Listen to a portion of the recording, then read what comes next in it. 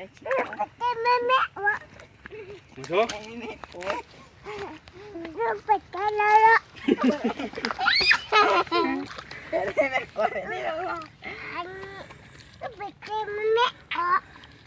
Nữa. Một số. Dây tiện. Ôi dây tiện. Trời kia là theo. Giờ Dạ nữa. Dạ. Có nhìn lục có chị kéo ơi. Con kia xe té nè. Nhất tiền. Dạ có đi chặt kìa. bạn thấy chỉ gì ạ? Nhất tiền. Nhìn đẹp không nữa. Chị có chỉ nè. Luôn của các con.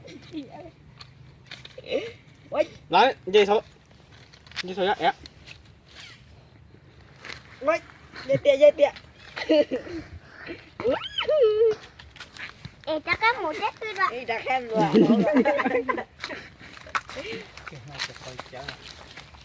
Số. Số.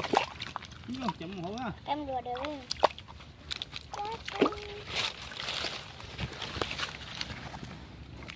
Mình trả nè, chị lớn trả nè. Thằng đàn chế này ra quá. Cho học có. Đây nè. Thôi nha. Đây mấy.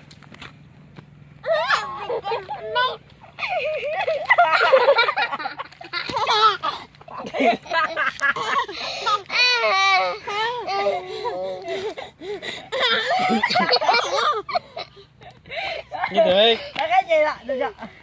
Dây đâu? Một. Chế đâu, một chế đây đâu. Một chế. Đeo bé ý sư tử. Dây cho nó nữa.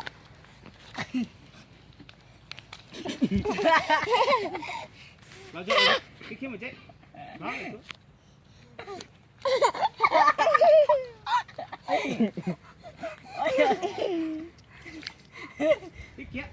Cái kia là về đi, cho về đi. Muốn đẹp to. Đại ơi. Just later.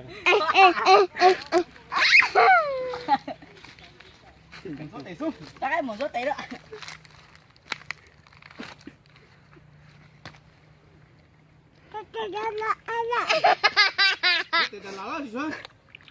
Một luôn.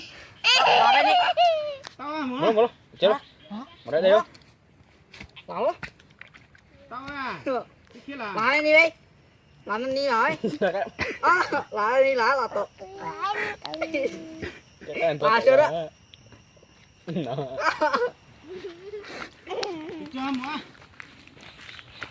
Một luôn. Uống luôn. Sao quá kìa đâu bạn. Cái này.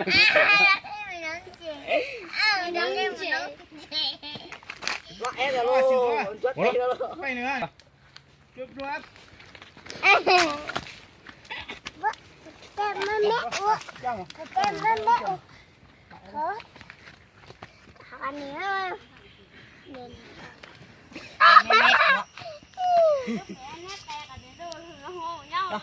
Ôi, chính to.